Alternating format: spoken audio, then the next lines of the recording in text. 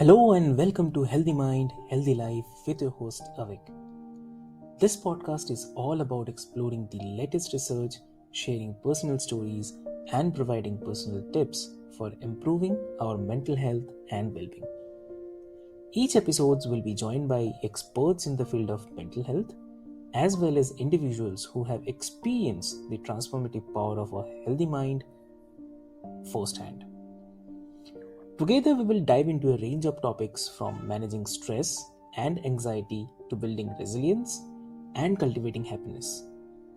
So, join us on this journey to discover new ways to take care of our minds, bodies, and souls. And let's work together to create a healthier, happier world one episode at a time. So, let's get started.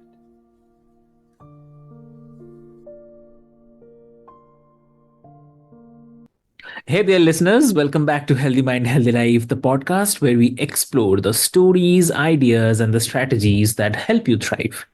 I'm your host, Avik, and today we are diving into a world of innovation, creativity, and hustle. So imagine shipping fruitcake to space, not once, but twice.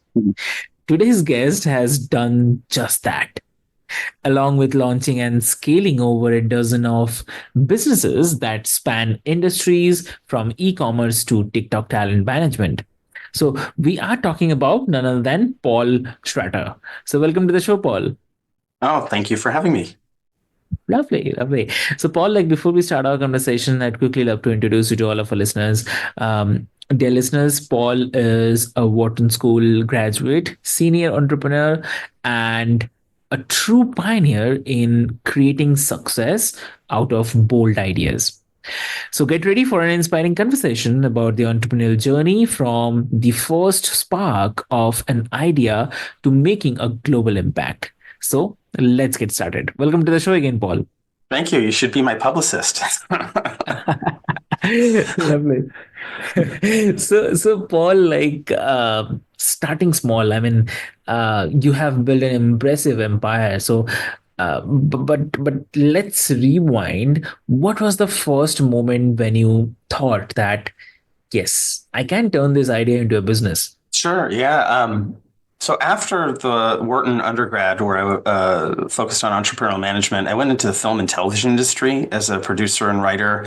Had offices on the Sony lot, sold a script for $1 million, and was busy doing that for 9 years. But that foundation, not only weirdly is entrepreneurial as a producer, but also really got involved in storytelling and the importance of storytelling, and that eventually relates to marketing, especially in today's marketing. But there was a family trip where my parents, sister, and brother-in-law, I wasn't able to go, but they all rented a cabin in New Hampshire, and everybody had their favorite brands of barbecue sauce and salad dressing and cereal. And at the end of the week, everybody said, it's a shame we have to throw away these half-empty containers. Wouldn't it be great if you could get your favorite brands in miniature size, so like single serving size? And I said, well, it's 2004. People are trusting putting their credit cards online for the first time. If we remember back in the day, there's this new thing called e-commerce. And I said, there's going to be a lot of demand, but there's not yet a lot of supply. So let's carve out a niche and focus on everything miniature. We'd be the, Amazon of miniature things before Amazon really became Amazon. And so it wasn't just single-serving food items, but it was travel-sized toiletries, even little single-serve packets of medicines like Advil and Tylenol and things like that. Basically everything miniature. So we ended up with 2,500 SKUs sourced from about 200 manufacturers, warehousing it here in Southern California, shipping it direct to consumer, and then also to wholesale hundreds of market segments, hospitals, cruise ships, sports teams, government agencies, including the astronauts on the space station, as you alluded to earlier. And it sounds like you're going to hold that story of the fruitcake till the end. And then that led into other businesses from there. But I'll jump back to you for follow-up. Lovely, lovely. That's great. So, I mean, so you have scaled so many ventures. So what's the harder? Starting a business or scaling it successfully? Ooh, that's a really good question. I would say it's not that hard to start a business. Like mechanically to start it, you have an idea, you go through all the registrations. I actually have a whole chart of like, here's all the things you need to do, and with Right. registration, insurance, and all that kind of stuff, government paperwork and all that. But Mhm. the the hardest part I found is not the idea, and it's even not necessarily sales. It's actually the people that you work with to manage and run and grow the business, and having people who have the ability to have the strong critical thinking skills and ability to know when to step up, know when to ask for help, know how to find that help. That those kind of skills are in many ways more important than even specific experience. So finding talent that you can be working with either at your company or even in some sort of joint venture or partnership that have those skills is in my opinion, the absolute key to that growth and success. Got it. And also, like, just about the fruitcake story I mentioned. So shipping fruitcake to space twice. I mean, you have got to tell us the story behind that. So what did that happen? I mean, how did that happen? So it's actually an interesting story. So one day, our customer service person from our e-commerce website comes to me and says, "Hey, I've got this customer on the phone. They ordered Sous Bee brand honey packets, and we Oh, shipped them a case. And or no, sorry, we were out of it. That was the issue. uh-huh. And we shipped them cases of other stuff like Kraft barbecue sauce and things like that. But Okay. they said they need that particular one because it's going up in the space station, and they had tested it. And with this time, it Oh, was back then with the space shuttle, and they couldn't take a substitute. We were offering them a different brand of honey packet, and so I said, "Oh, let me talk to him." And I said, "Guys, stop." NASA, stop buying on our website. Like we can set you up with our wholesale department, even though it's a small order because there's not many astronauts on the space station. But we reached out to Subi Honey. They FedEx overnighted us a case, right to the food lab at NASA, and got that taken care of. We ended up doing a press release with like the CEO of Heinz, and so then this was impressive to the folks in the NASA Food Lab, and they called me while I don't know if it was years later, and they said, Paul, you've been great. We've got a challenge we need help on. We have an astronaut who wants fruitcake for the holidays. The problem is we're a government agency, and it has rum in it in most fruitcakes, but we need it preserved for 2 years because at the time it was going up on a Russian supply rocket, and so it has to go through the whole process and all that. So they weren't having any luck, and I said, all right, challenge accepted. Of course, I double checked. I called every fruitcake manufacturer in the US. They all use rum. So I started looking globally, and in the United Kingdom found an abbey of monks who for like 400 years in their bakery have been making fruitcakes without rum but preserved for 2 years. So they ship over for free like 6 fruitcakes right to the NASA lab. It clears, goes up into space. The astronaut loves it, emails the monks from the space station thanking them. I got clearance for the monks to use that in their publicity. Then 2 years later, the astronaut goes up again. This time the monks charged me $65 a fruitcake, but the astronaut was happy yet again. So I've shipped fruitcake into space, and my joke is you should see the fuel surcharge. But that's for fulfillment folks out there that can get a chuckle. lovely, lovely. So, I mean, not every idea hits it out of the park. So, if you can share a time when you failed and what you learned from it. It's not quite a failure story, but a good lesson. And so we, in the early days of this travel size e-commerce store, and I wanted to get to some of the other businesses that are actually more exciting than e-commerce these days. But in the early days, we were like, oh, what we need to do is really need to be on these travel booking websites. Like we need to be there when people are booking a trip, and that's when they're going to think about it. And that's when they're going to order their travel sizes. So I called one of the biggest ones out there at the time, and they're like, oh, we can do an ad for you, like banner ad on the checkout page and confirmation email and all that. Cost you about $10,000 for the month. And I said, and this was the early days of the company, like $10,000 was a lot of money. And I was like, I'd rather try a handful of things at $1,000 each than put all my eggs in that basket. So we didn't do that deal. All of a sudden, the shoe bomber thing happens, and TSA puts in their 311 rule, and we get a phone call from that travel booking company saying, we'd like to work with you and get travel size toiletries to our customers, from the checkout screen. So they were now coming to us for the very thing we had asked them about years prior. And so we set up a page and all that. And we did it as a commission. We were literally paying them a commission on sales for customers. They were sending us a 5% commission.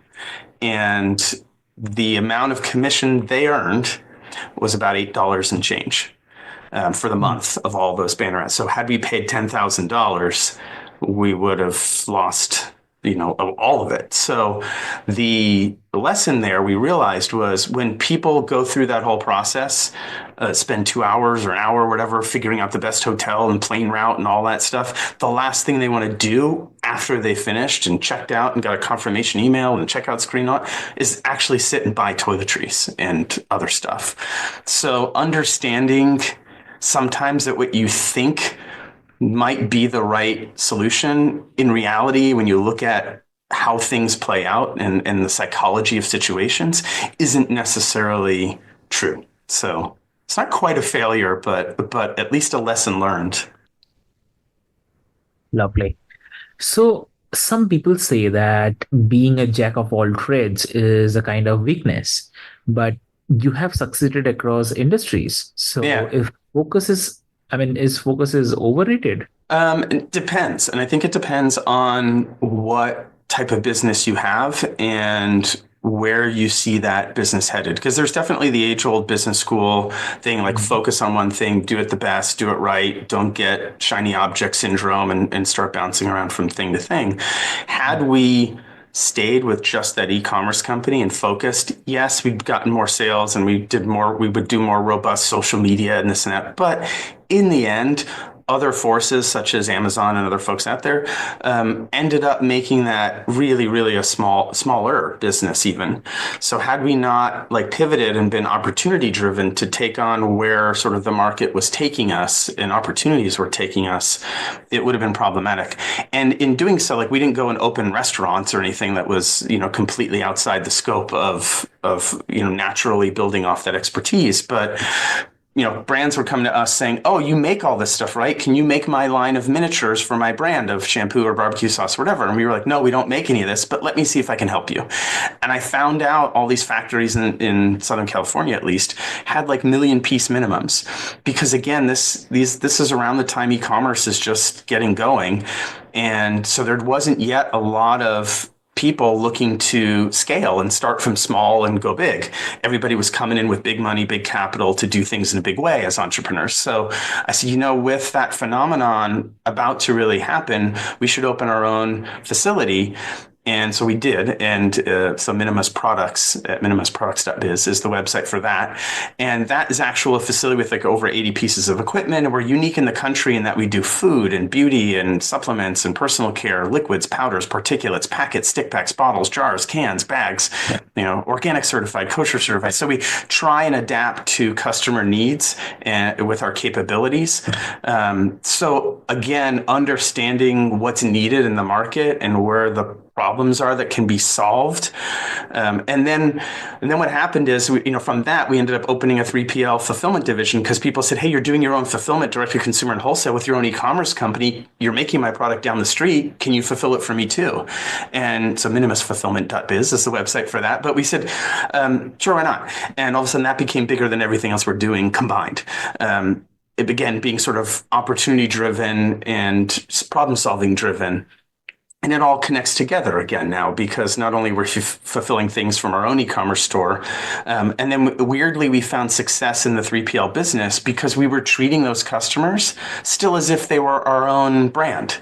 And that turned out to be refreshing in that 3PL fulfillment industry that predates e-commerce, which had a lot less communication with their clients. It was pallet in, pallet out, not a lot of pick pack, not a lot of things that you would have to deal with in a day, given all the customers coming at you and customer service and all that. So we really found that we were naturally, inadvertently in a position to provide a better, more hands-on service in that industry. So I guess that answers your question, I think. Yeah. So from the listener's perspective, I'm saying many of our listeners dream of starting their own business, but feel overwhelmed. So, what's the one practical step they can take today to get started? A great question, also. I would say really understand what it is you want to do and why do you think people care? Anything I do in life, no matter what it is, whether it's business or interpersonal or whatever, I'm always thinking of what is the other person thinking? Like, what do they care about? What do they want? Where are they coming from? Not just where you're coming from. And I think successful entrepreneurs have that mindset where you think about like, okay, I think this is a good idea, but how will other people react? Like, is it something they really need? Is it something they want? Is it a fun item? Is it a gimmicky item? Is it something they're going to repeat purchase? Like you like really figure out what motivates somebody to be interested in what it is you're doing as a business, because it could be a great and fun idea, but in the end, it sounds good, but no one's going to care. No one's actually going to pay, for that. So really trying to understand that. And if you don't have the just natural instinct to see it, maybe it's you just haven't spoken to enough people in that industry. Talk to people in that. Start asking questions. Reach out to folks. Hey, I'm thinking about this idea. Like, what do you think? Especially any business friends or mentors you have that may have ideas, or sometimes even ideas to tweak or shape it. Sometimes just a little modification to an idea can make it go from a good idea to a great idea, and actually one that could be scalable and come out of the gate and do really well. So that would be my best advice. It doesn't necessarily have to be like your passion. Travel size products is not like a passion that anybody has, but so it doesn't have to be that, but it has to be something that you believe people could get excited about and would want to make a purchase and would part with money, and why, and not just deluding yourself into just because it feels like a fun, good idea. You really have to understand, would they do it, and challenge yourself on that. Yeah, understood. Lovely. So, with so many ventures, how do you manage your time and avoid the burnout? Certainly don't burn out. In fact, that's for me what makes it exciting. And there's a few others. We have a national food service distribution company in snacks. We have a company that works with high profile celebrities and innovative consumer products as joint ventures to help be their operational partner, since they can do what they do best, which is understanding the customer base and people, human psychology, and how to market and promote, but they don't want to sit and actually be operational. And then the TikTok marketing agency, where we're working directly with a lot of the TikTok executives and talent and brands and all that on TikTok Shop, which is a whole new phenomenon. But how I manage it, I keep one email as the latest email on everything that either I need to do or that I'm waiting on somebody for in my inbox. And that's a way to kind of go down my checklist. I make other lists here and notepad books and things of stuff. Although I rarely actually ever look back on the list of something, like the act of putting it down, like ingrains it in the brain. But I like going from one thing to the next to the next to the next, like all day long, and having good teams of people that can be minding the store, if you will, and focused on the day to day, where I'm focused on really a lot of business development with like sort of the larger customers or bigger venture type level things, or like the higher level stuff, and having the other people be able to focus on that, again, that day to day. That's what makes it doable. And then when it starts to become, too much, then that's where you bring in help to take, a piece off the plate. But definitely, and it's not necessarily something that everybody enjoys. Other people might get stressed from having to jump around to so many things and have all that in their head all the time. But for me, it's what I personally enjoy. People always ask, like, what's your hobby? And I said, oddly, I enjoy what I do. And it's fun to even doing things like this and being able to share ideas and potentially inspire somebody in what they're doing. Lovely. Great.